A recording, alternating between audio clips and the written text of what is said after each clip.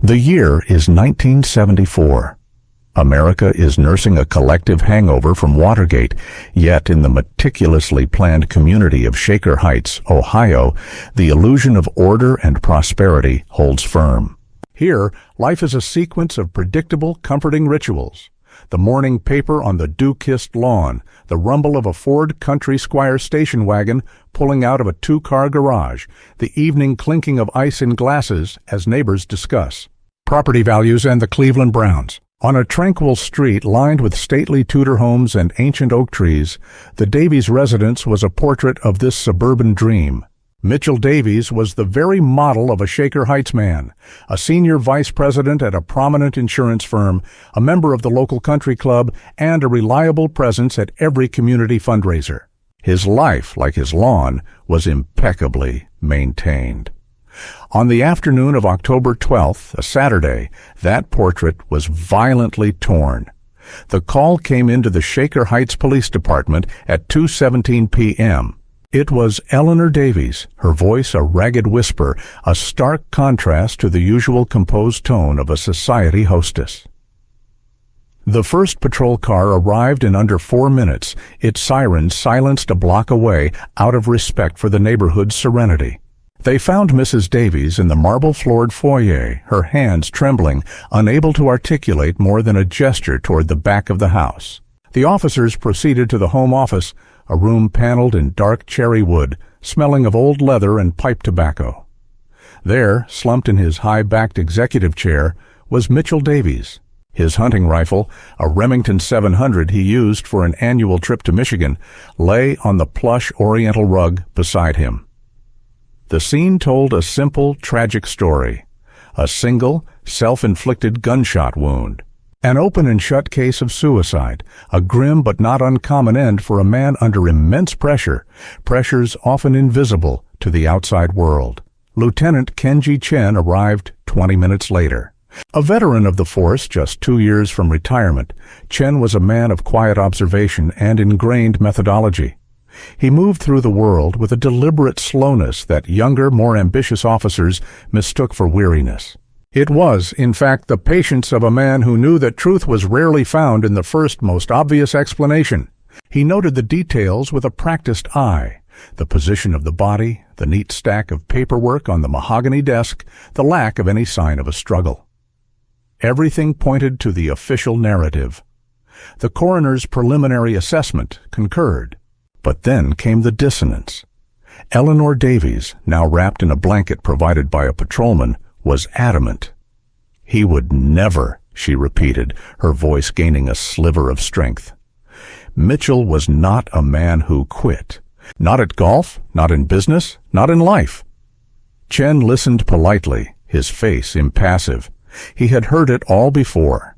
Denial was the first stage of grief.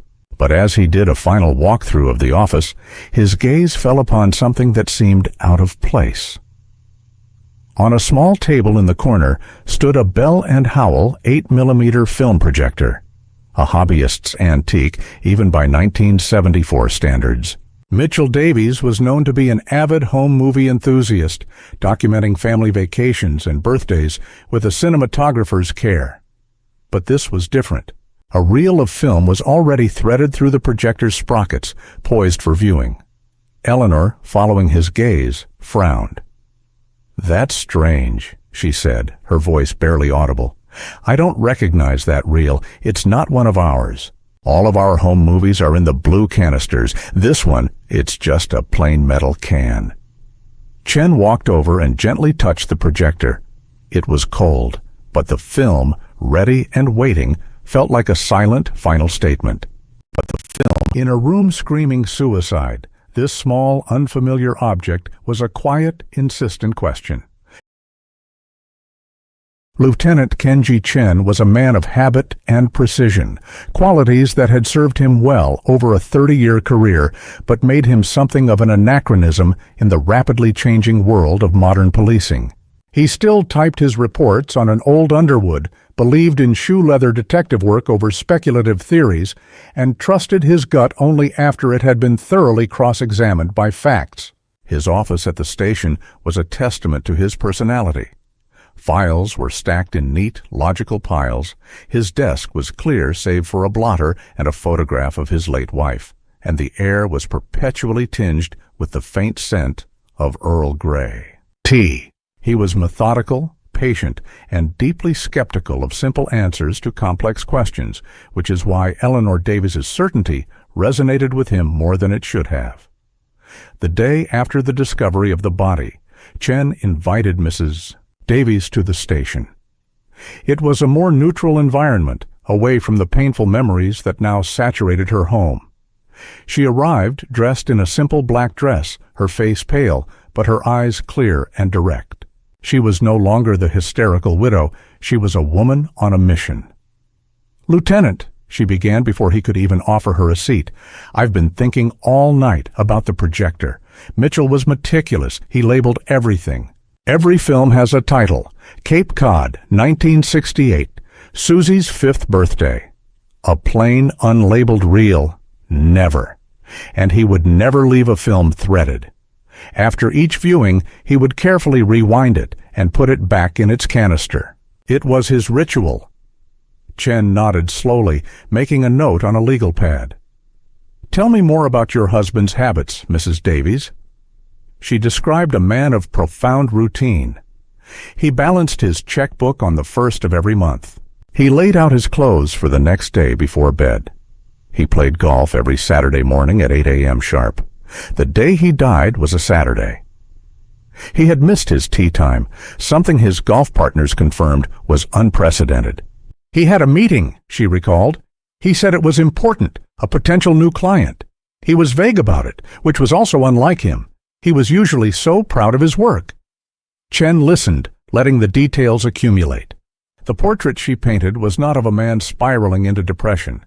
It was the portrait of a man with a full, scheduled, and forward-looking life. The official report on Chen's desk suggested high levels of stress, a possible financial downturn being investigated at his firm, motives that could plausibly lead to a desperate act. But Eleanor's testimony provided a powerful counter-narrative. "And the rifle," she continued, her voice dropping. "He kept it locked in a gun safe in the basement. The key was hidden in a hollowed-out book in his office library, a copy of Moby Dick. He was terrified of one of the children finding it by accident. For him to take it out, use it like that, it's a violation of his own deepest principles." By the end of the interview, Chen was convinced of one thing. Either Eleanor Davies was in a profound state of denial, or the crime scene had been expertly staged to look like a suicide by someone who knew Mitchell Davies, but not well enough. The small inconsistencies, the missed golf game, the vague meeting, the threaded film, the accessible rifle, were beginning to pile up. They were loose threads on a perfectly woven tapestry. And the most prominent thread of all was that small, silent reel of 8mm film. It was the only piece of physical evidence that didn't fit the suicide narrative. Chen decided it was time to see what was on it. He carefully placed the metal canister into an evidence bag. The path forward was no longer clear, and for a detective like Chen, that was when the real work began. Downtown Cleveland in 1974 was a city of contrasts. Gleaming new office towers rose above soot-stained brick buildings from a bygone industrial age. Amidst this changing landscape, certain establishments held on, acting as time capsules of a pre-digital world. Ray's Camera Emporium was one such place. Tucked away on a side street off Euclid Avenue, it was a sanctuary for photographers, filmmakers, and hobbyists. The shop smelled of a unique cocktail of darkroom chemicals, aging paper, and ozone from the vintage electronics that lined its shelves. For Lieutenant Chen, stepping inside was like entering a different era. The owner, Ray Kowalski, was as much a fixture as the dusty enlargers and vintage Leicas in the display case. A man in his late 50s with ink-stained fingers and a thick pair of glasses perched on his nose, Ray had forgotten more about film stock and lens mechanics than most people would ever know. Chen placed the evidence bag containing the 8mm reel on the cluttered glass countertop. Ray looked at it, then at the detective, a flicker of curiosity in his eyes. "Lieutenant, don't see you down here often. I hope my shop isn't part of a crime scene." Chen offered a rare, thin smile. "Not yet, Ray. I need you to look at this. It was found at the home of Mitchell Davies, the Shaker Heights case." Ray's eyebrows went up. The news of the prominent executive's suicide had been in the morning paper. He carefully opened the bag and took out the canister, handling the reel by its edges with a practiced delicacy. He held it up to the light, peering at it through his glasses. 8mm standard gauge. Looks like Kodachrome 40. Good stock. Very popular with the serious hobbyists. Great color saturation, but tricky to process. You can't just take this to the corner drugstore. Ray led Chen to the back of the shop, a space that was part laboratory, part wizard's workshop. Splicers, viewers, and strange-looking chemical baths covered every available surface. "No sound strip, so it's a silent picture," he murmured, more to himself than to Chen. "The footage? It's dark. Looks like it was shot outdoors, maybe in a park. Low light conditions. Whoever filmed this knew what they were doing, pushing the film's capabilities." He stopped cranking. "The thing is, Lieutenant, I can't just run this through a projector. It's undeveloped. It's a raw roll of film. It was never viewed." This was a significant revelation. The film wasn't an old movie Davies had decided to watch. It was new footage he had shot and, for whatever reason, had placed in his projector without ever processing it. "Can you develop it?" Chen asked. Ray ran a hand through his thinning gray hair. "I can, but it's a delicate process. Kodachrome K14. It's complicated, requires a specific set of chemicals and temperature controls. It will take me some time, at least 24 hours to do it right, without risking the footage." "Do it," Chen said, his voice firm. "I need to see what's on this film, whatever it costs." Ray nodded, already mentally preparing the chemical baths. "I'll call you the moment it's ready. But Kenji," he said, turning to face the detective with a serious expression, "a man shoots a film, puts the undeveloped roll in his projector, and then shoots himself? That's not a hobby. That's a message." As Chen left the shop and stepped back into the gray Cleveland afternoon, Ray's words echoed in his mind. A message. But for whom? And what did it say? The silent reel of film was beginning to find its voice, and Chen had a growing suspicion it was not going to be a eulogy. While the mysterious film marinated in Ray Kowalski's chemical baths, Lieutenant Chen began a systematic deconstruction of Mitchell Davies's public life. He knew that if the film revealed foul play, he would need a motive, a context for the crime. The official suicide theory was convenient, but it relied on the assumption of a hidden desperation. Chen's job now was to search for that desperation, or, conversely, for evidence of a secret that someone would kill to protect. His first stop was the insurance firm where Davies had been a top executive for nearly 2 decades. The offices were a sea of muted gray carpets and partitioned cubicles, a place where ambition was measured in policy sales and quarterly reports.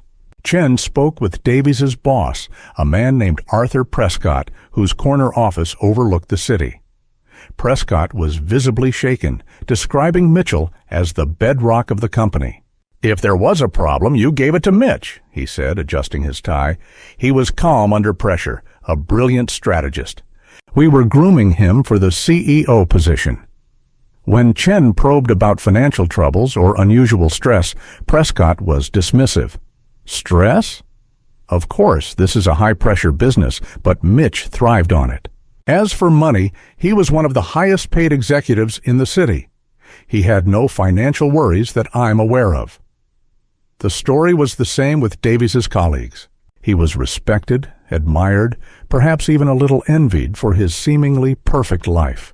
No one reported any signs of depression, anxiety, or erratic behavior. Next, Chen drove to the Oakwood Country Club, the exclusive enclave where Shaker Heights' elite came to unwind. The atmosphere was a world away from the downtown office building. The air smelled of freshly cut grass, expensive perfume, and old money. He found Davies's regular golf partner, a real estate developer named Bill Harrington, at the 19th hole bar. Harrington echoed the sentiments from the office. Mitch was solid as a rock, he said, swirling the amber liquid in his glass. Best poker face in our weekly game. We played last Thursday. He took me for $50 and was crowing about our match for this past Saturday, the one he missed. A man who plans to kill himself doesn't worry about a Saturday golf game. However, Harrington did offer one small, curious detail. About a month ago, he started asking strange questions, hypotheticals, about shell corporations, untraceable bank accounts. I thought he was looking into a new investment strategy. He was always looking for an angle. Back at the station, Chen cross-referenced this with a preliminary financial audit. On the surface, Davies' accounts were pristine. A healthy salary, a robust stock portfolio, regular mortgage payments. But the mention of untraceable accounts led Chen to dig deeper. He requested a more thorough forensic accounting, a process that would take time. He was building two concurrent profiles of Mitchell Davies. The first was the public man, successful, stable, beloved. The second was a ghost, a shadow figure hinted at by small anomalies, a secret meeting, a missed golf game, questions about hidden finances, and an unprocessed reel of film. The official narrative of suicide was beginning to look like a well-constructed but fragile facade. There was no clear evidence of foul play, no obvious enemy. Yet the inconsistencies suggested a second, hidden life. Chen had a feeling that the key to understanding that secret life was currently drying in a darkroom downtown. The perfect man was a myth. The question was, what kind of secret was Mitchell Davies hiding, and was it the kind that got a man killed? The call from Ray Kowalski came late the next afternoon. "It's done," was all he said. The tone of his voice, however, conveyed a sense of urgency that made Chen drive the 20 minutes downtown in 15. When he arrived, Ray's camera emporium was closed to the public, the front door locked, the shades drawn. Ray led him to the back room, which was now set up as a makeshift screening theater. The Bell and Howell projector, Mitchell Davies' own, was on a small table aimed at a clean white wall. The newly developed film, now glistening and spooled onto a fresh reel, was threaded and ready. The air in the room was thick with anticipation. "I haven't watched the whole thing," Ray said, his voice low. "Just glimpses as I was cleaning it. You should be the first to see it from start to finish." "It's about 3 minutes long." Ray switched off the main lights, plunging the room into darkness. With a flick of a switch, the projector whirred to life. A bright white square appeared on the wall, followed by the familiar clicks and pops of the film feeding through the gate. The first few seconds were shaky, unfocused, the work of someone setting up a shot from a concealed position. Then, the image stabilized. The scene was a secluded spot in a public park, likely one of the sprawling reservations in the Cleveland Metro Park system. The lighting was crepuscular, late evening, with long shadows stretching across the grass. The camera was positioned behind a thicket of bushes, the leaves occasionally brushing against the lens. It was clear this was not a home movie. This was surveillance. Two men walked into the frame. The first man was instantly recognizable to Lieutenant Chen, and indeed to anyone who followed local politics. It was Councilman Robert Miller, a rising star in the city's political machine, a man known for his fiery speeches about integrity and civic duty. He looked nervous, repeatedly glancing over his shoulder. The second man was the polar opposite. He was large and imposing, dressed in a dark suit that seemed too formal for a park. His face was a mask of cold indifference. He carried a sleek black briefcase. They stopped in the center of the frame, under a large oak tree. The camera zoomed in slightly, a testament to the filmmaker's steady hand. There was no sound, but the conversation was clear from their body language. Miller was pleading, gesticulating wildly. The large man remained impassive, shaking his head. Finally, the large man opened the briefcase. He didn't show the contents to Miller, but he angled it slightly, just enough for the hidden camera to get a clear view. It was packed with stacks of $100 bills. Miller's anxious demeanor dissolved into one of grim acceptance. He nodded. The large man closed the briefcase and handed it to the councilman. They shook hands, a brief, formal gesture that sealed the illicit deal. The large man turned and walked out of the frame. Miller stood alone for a moment, holding the briefcase as if it were a bomb. He then hurried off in the opposite direction. The film continued for another 10 seconds, showing the empty park bench, then flickered to white. The projector clicked off, and the silence in the room was deafening. Chen and Ray sat for a long moment in the dark. The suicide of Mitchell Davies had just been blown wide open. He wasn't a victim of depression. He was an amateur blackmailer. The film was his leverage, his proof. "My God," Ray whispered. "That's Councilman Miller." Chen's mind was racing, recontextualizing every piece of the puzzle, the secret meeting, the questions about untraceable accounts, the film itself. It all snapped into place. Davies had filmed the bribe, a transaction between a corrupt politician and, undoubtedly, a mob enforcer. The film was his insurance policy, but the killer sent to silence him and retrieve the evidence had made a critical mistake. They had found the camera and the projector, but they had grabbed the undeveloped reel, thinking it was the finished product. In their haste, they missed the crucial fact that the damning evidence had never even been processed. They had staged a perfect murder, but had left behind the one thing that could undo it all. Armed with the explosive revelation from the 8mm film, Lieutenant Chen saw the Davies house in a new light. The elegant, cherry-paneled office was no longer the site of a personal tragedy. It was the headquarters of a clandestine and very dangerous operation. He returned with a search warrant and 2 of his best detectives, instructing them to re-examine the room not for a suicide note, but for the tools of a blackmailer. They were no longer looking for emotional clues, but for practical ones. Correspondence, financial records, anything that pointed to the secret life Mitchell Davies had so carefully constructed. Eleanor Davies, now staying with her sister, gave them her blessing, her earlier vindication now mixed with a dawning horror at what her husband had become. The team worked with methodical precision. They bypassed the obvious, the main desk drawers, the public-facing files, all of which had been checked before and found to be mundane. Chen's instincts told him that a man as meticulous as Davies would compartmentalize his life. His secret would have its own secret place. One detective began carefully removing books from the shelves, checking for hollowed-out compartments like the one that held the gun-safe key.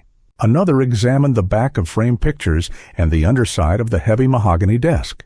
Chen himself ran his hands along the wood paneling, tapping gently, listening for a hollow sound. After nearly 2 hours, their search had yielded nothing. The room seemed to be exactly what it appeared to be. Then, one of the younger detectives, a man named Harris, who was meticulously going through Davies's financial documents, paused. "Lieutenant, look at this." He pointed to a series of monthly expense reports from Davies's firm. "Every month there's a reimbursement for client entertainment at a restaurant called the Florentine, always for around $200. But I called the restaurant. They have no record of his corporate account being used in over a year." It was a small discrepancy, but in a life as ordered as Davies's, it was a glaring one. Chen walked over to the bookshelf, his eyes scanning the titles. He remembered what the golf partner had said about Davies's interest in shell corporations. He pulled out a thick volume. The Principles of Corporate Accounting. It was a dry academic textbook, the kind of book one owned but rarely read. It felt slightly heavier than it should. Chen opened it. Tucked inside the back cover in a flat, sleeve-like compartment cut into the cardboard was a small black ledger. It was the kind used for personal accounting. The first page was headed with a single word, Project Nightingale. Inside, in Davies's neat, precise handwriting, was a detailed record of his blackmail scheme. The entries were dated. The first one, 6 months prior, read, "Initial observation, RM and LG, Metro Park, 8:15 p.m. RM was undoubtedly Robert Miller. The next entry, a week later, noted a deposit of $5,000 into a numbered account at a bank in the Cayman Islands. The ledger detailed 5 subsequent payments, each for $5,000 for a total of $30,000. The last entry was dated 2 days before his death. It read, "Final demand, $100,000. R.M. balked. Meeting scheduled with LG for Saturday. Bringing insurance."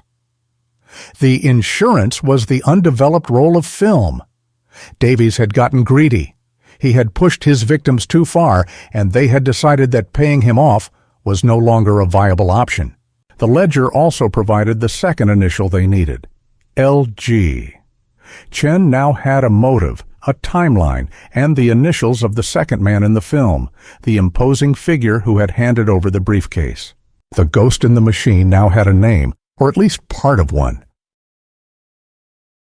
The Cleveland City Hall was an imposing Beaux-Arts structure, its marble corridors designed to project an aura of power and permanence. Councilman Robert Miller's office was on the 3rd floor, a spacious room with a commanding view of the lakefront. When Lieutenant Chen and his partner, Detective Harris, arrived without an appointment, Miller's secretary tried to block them, but Chen's badge and grim expression were persuasive enough. They found the councilman on the phone, laughing at something the person on the other end had said. He was the picture of a charismatic, confident politician. When he saw the detectives, the smile vanished from his face, replaced by a look of carefully managed concern. "Lieutenant Chen, to what do I owe the pleasure? Is this about the tragic loss of Mitch Davies? A terrible business. He was a good friend." Chen didn't waste time with pleasantries. He placed a portable 8mm film viewer on the polished surface of Miller's desk. "We found this in Mr. Davies's office," Chen said, his voice flat and even. "We believe he wanted someone to see it." He cranked the handle, and the small, flickering images of the park, the briefcase, and the illicit handshake played out on the viewer's screen. The color drained from Robert Miller's face. The mask of the confident public servant crumbled, revealing the terrified man beneath. He slumped into his leather chair, his hands trembling. I don't know what that is," he stammered, but his voice lacked any conviction. "It could be anything, a business deal." "We also found his ledger," Harris added, placing the small black book next to the viewer. "It details 6 payments you made to him, totaling $30,000. It also mentions your refusal to pay a final demand of $100,000, and it mentions a meeting scheduled for the day Davies died. A meeting with LG. At the mention of the initials, a flicker of genuine panic crossed Miller's eyes. The fight went out of him completely. He stared at his hands, a broken man. "It was a stupid mistake," he whispered, his voice raspy. "I got into some gambling debt, some bad investments. The people I owed money to, they weren't the kind of people you say no to. They owned a construction company that needed a zoning variance passed for a big downtown project. They told me to make it happen, or they'd call in my markers." "And the man in the film?" Chen pressed. "Who is LG?" Miller swallowed hard, his gaze darting toward the door as if he expected the man himself to burst in. "His name is Leo Gallo," he said, the name barely audible. "They call him the Fixer. He works for the Mangano crime family. He handles their sensitive negotiations. He was my contact. He's the one who gave me the money the first time to pay off my debts. In return, I pushed through the zoning variance." The story came tumbling out. Davies, through his business dealings, must have gotten wind of the corrupt deal. A gifted strategist, he saw an opportunity. He investigated, followed them, and filmed the payoff. But his amateur blackmail scheme had run afoul of a professional criminal enterprise. "When Davies made his final demand," Miller continued, "I told Gallo I couldn't get that kind of money. I told him Davies had a film. Gallo just smiled. He said he would take care of it. He told me to keep my mouth shut and that the problem would go away. I didn't ask how. I didn't want to know. I swear, I never thought he would kill him." Chen looked at the councilman, a man who had built a career on a platform of integrity, now exposed as a corrupt and cowardly pawn. They had their confession. More importantly, they now had a name for the killer, Leo Gallo. The investigation had moved out of the manicured lawns of Shaker Heights and into the far more dangerous world of organized crime. Leo the Fixer Gallo was not a man who lived in the shadows. He hid in plain sight. He operated out of a nondescript office above an Italian social club in the Murray Hill neighborhood, Cleveland's Little Italy. To the outside world, he was a business consultant. To the Cleveland PD and the FBI, he was a known quantity, a high-level enforcer for the Mangano family, suspected in half a dozen disappearances, but never charged. He was untouchable because he was careful, professional, and insulated by layers of lawyers and frightened witnesses. But Mitchell Davies's 8mm film and Robert Miller's signed confession had finally pierced that insulation. Chen knew arresting a man like Gallo required absolute precision. There could be no mistakes. The takedown was planned for dawn. Chen briefed a team of 6 of his most trusted detectives and a 2-man SWAT team for backup. They didn't want a shootout, but with a man like Gallo, they had to be prepared for one. They sealed off the block around the social club under the pretense of a gas leak. At 6 a.m., as the sun began to cast a pale light over the city, they moved in. Chen and Harris took the front door of the upstairs office while the rest of the team covered the fire escape and the alleyway below. They used a battering ram on the reinforced door, the loud crack echoing down the silent street. They found Gallo sitting at his desk, drinking an espresso as if he were expecting them. He was dressed in a silk robe and didn't show a trace of surprise or fear. "Lieutenant," he said calmly, taking a slow sip, "you're starting your day early." Gallo's confidence was his armor. He denied everything. He claimed he'd never met Mitchell Davies and had only spoken with Councilman Miller about legitimate business opportunities. He sneered at the mention of the film, calling it a fabrication. He was prepared to wait for his high-priced lawyer to arrive and dismantle their case. But Chen had one more card to play. While Gallo was being detained, a forensics team had been discreetly sweeping his car, which was parked in the alley. They found what they were looking for. Embedded deep in the fibers of the passenger side floor mat were several strands of hair. Under the microscope back at the lab, they were a perfect match for Mitchell Davies's golden retriever. It was a classic case of transference.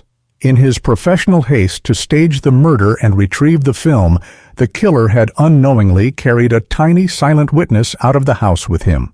Presented with the forensic report, coupled with Miller's testimony and the film, Gallo's composure finally cracked. His lawyer advised him to negotiate a plea. The case was closed. In Shaker Heights, the news landed like a tremor, shattering the neighborhood's placid surface. The story of the insurance executive who was secretly a blackmailer, the councilman who was a corrupt pawn, and the mob hit disguised as a suicide became a local legend, a cautionary tale whispered at cocktail parties. Eleanor Davies was vindicated in her belief that her husband had not taken his own life, but she was left to grapple with the devastating truth of the man she had married. The illusion of her perfect life was gone forever. For Lieutenant Chen, it was the last major case of his career. He had unraveled a complex conspiracy that stretched from the manicured lawns of the suburbs to the grimy backrooms of organized crime. As he filed the final report, he looked out his office window. The city looked the same as it always had. But Chen knew that beneath the surface of every quiet street and every respectable facade, there were secrets. And sometimes it only took 3 minutes of silent, grainy film to bring them all into the light.